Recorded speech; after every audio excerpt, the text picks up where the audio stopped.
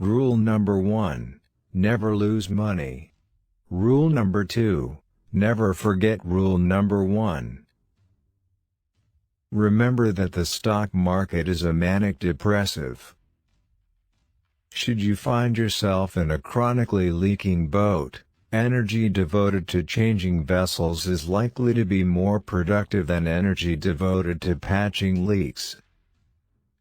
The most important thing to do if you find yourself in a hole is to stop digging. Price is what you pay. Value is what you get.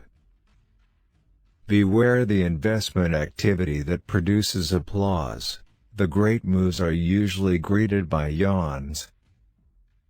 For the investor, a too high purchase price for the stock of an excellent company can undo the effects of a subsequent decade of favorable business developments. Risk comes from not knowing what you are doing. Never invest in a business you cannot understand. If returns are going to be 7 or 8% and you're paying 1% for fees, that makes an enormous difference in how much money you're going to have in retirement. In the business world, the rearview mirror is always clearer than the windshield. Time is the friend of the wonderful company, the enemy of the mediocre. The key to investing is not assessing how much an industry is going to affect society, or how much it will grow, but rather determining the competitive advantage of any given company and, above all, the durability of that advantage. The three most important words in investing are margin of safety.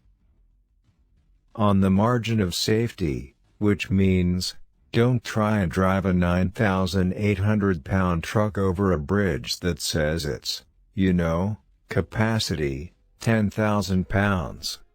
But go down the road a little bit and find one that says, capacity, 15,000 pounds. It's far better to buy a wonderful company at a fair price, than a fair company at a wonderful price. If a business does well, the stock eventually follows.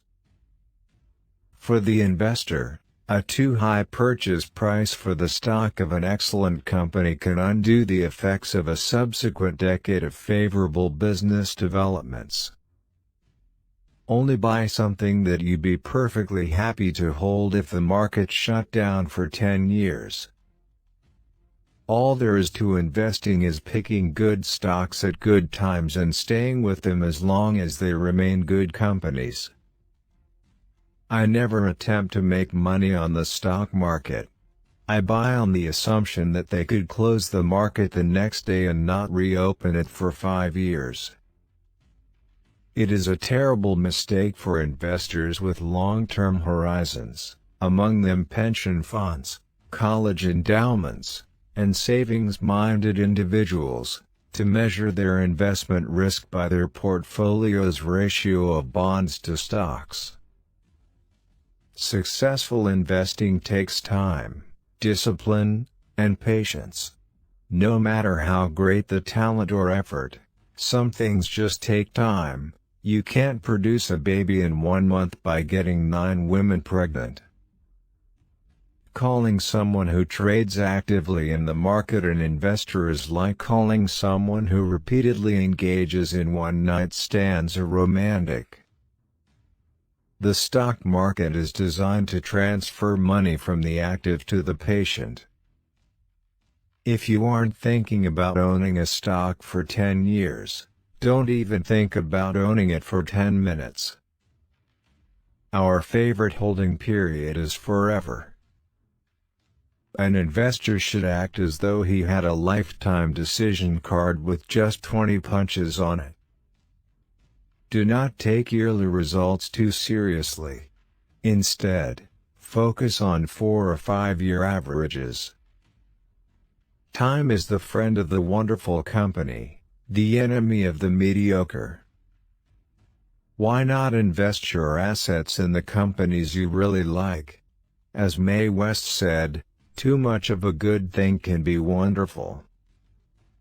The business schools reward difficult, complex behavior more than simple behavior, but simple behavior is more effective. There seems to be some perverse human characteristic that likes to make easy things difficult. The most important quality for an investor is temperament, not intellect. You need a temperament that neither derives great pleasure from being with the crowd or against the crowd. Success in investing doesn't correlate with IQ. What you need is the temperament to control the urges that get other people into trouble in investing. The stock market is a no-cold-strike game. You don't have to swing at everything, you can wait for your pitch. You don't need to be a rocket scientist. Investing is not a game where the guy with the 160 IQ beats the guy with 130 IQ. What counts for most people in investing versus saving is not how much they know, but rather how realistically they define what they don't know. There is nothing wrong with a know-nothing investor who realizes it. The problem is when you are a know-nothing investor but you think you know something. Forecasts may tell you a great deal about the forecaster. They tell you nothing about the future. Buy a stock the way you would buy a house. Understand and like it such that you be content to own it in the absence of any market. It's better to have a partial interest in the Hope Diamond than to own all of a rhinestone. You only have to be able to evaluate companies within your circle of competence. The size of that circle is not very important. Knowing its boundaries, however, is vital. Diversification is protection against ignorance. It makes little sense if you know what you are doing. Wide diversification is only required when investors do not understand what they are doing. Opportunities come infrequently. When it rains gold, put out the bucket, not the thimble. We always live in an uncertain world. What is certain is that the United States will go forward over time. I won't say if my candidate doesn't win. And probably half the time they haven't, I'm going to take my ball and go home. For 240 years it's been a terrible mistake to bet against America, and now is no time to start. American business, and consequently a basket of stocks, is virtually certain to be worth far more in the years ahead. Widespread fear is your friend as an investor because it serves up bargain purchases. The best thing that happens to us is when a great company gets into temporary trouble, we want to buy them when they're on the operating table. Most people get interested in stocks when everyone else is. The time to get interested is when no one else is. You can't buy what is popular and do well. The most common cause of low prices is pessimism, sometimes pervasive, sometimes specific to a company or industry. We want to do business in such an environment, not because we like pessimism but because we like the prices it produces. It's optimism that is the enemy of the rational buyer. After 25 years of buying and supervising a great variety of businesses, Charlie Munger and I have not learned how to solve difficult business problems. What we have learned is to avoid them. Speculation is most dangerous when it looks easiest. Keep things simple and don't swing for the fences. When promised quick profits, respond with a quick no. Half of all coin flippers will win their first toss. None of those winners has an expectation of profit if he continues to play the game. You do things when the opportunities come along. I've had periods in my life when I've had a bundle of ideas come along, And I've had long dry spells. If I get an idea next week, I'll do something. If not, I won't do a damn thing. If past history was all that is needed to play the game of money, the richest people would be librarians. The investor of today does not profit from yesterday's growth. What we learn from history is that people don't learn from history. Not doing what we love in the name of greed is very poor management of our lives. We simply attempt to be fearful when others are greedy and to be greedy only when others are fearful. Money is not everything. Make sure you earn a lot before speaking such nonsense. Today people who hold cash equivalents feel comfortable. They shouldn't. They have opted for a terrible long-term asset, one that pays virtually nothing and is certain to depreciate in value. So smile when you read a headline that says investors lose as market falls. Edit it in your mind to disinvestors lose as market falls, but investors gain. Though writers often forget this truism, there is a buyer for every seller and what hurts one necessarily helps the other. Only when the tide goes out do you discover who's been swimming naked. Predicting rain doesn't count, building the ark does. The years ahead will occasionally deliver major market declines, even panics, that will affect virtually all stocks. No one can tell you when these traumas will occur. This does not bother Charlie, Munger, and me. Indeed, we enjoy such price declines if we have funds available to increase our positions. The best chance to deploy capital is when things are going down. It's been an ideal period for investors. A climate of fear is their best friend. Those who invest only when commentators are upbeat end up paying a heavy price for meaningless reassurance. It's better to hang out with people better than you. Pick out associates whose behavior is better than yours and you'll drift in that direction. Of the billionaires I have known, money just brings out the basic traits in them. If they were jerks before they had money, they are simply jerks with $1 billion. If you aren't thinking about owning a stock for 10 years, don't even think about owning it for 10 minutes. It takes 20 years to build a reputation and 5 minutes to ruin it. If you think about that, you'll do things differently. Lose money for the firm, and I will be understanding. Lose a shred of reputation for the firm, and I will be ruthless. If you get to my age in life and nobody thinks well of you, I don't care how big your bank account is, your life is a disaster. Basically, when you get to my age, you'll really measure your success in life by how many of the people you want to have love you actually do love you. I always knew I was going to be rich.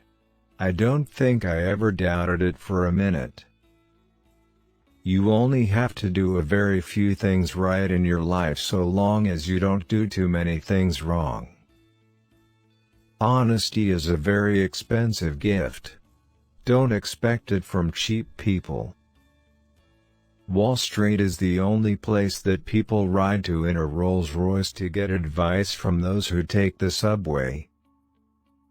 When trillions of dollars are managed by Wall Streeters charging high fees, it will usually be the managers who reap outsized profits, not the clients. If you're in the luckiest 1% of humanity, you owe it to the rest of humanity to think about the other 99%. The difference between successful people and really successful people is that really successful people say no to almost everything. You've got to keep control of your time, and you can't unless you say no. You can't let people set your agenda in life. In the world of business, the people who are most successful are those who are doing what they love. It is not necessary to do extraordinary things to get extraordinary results. You keep doing the same things and you keep getting the same result over and over again. Tell me who your heroes are and I'll tell you who you'll turn out to be. Chains of habit are too light to be felt until they are too heavy to be broken.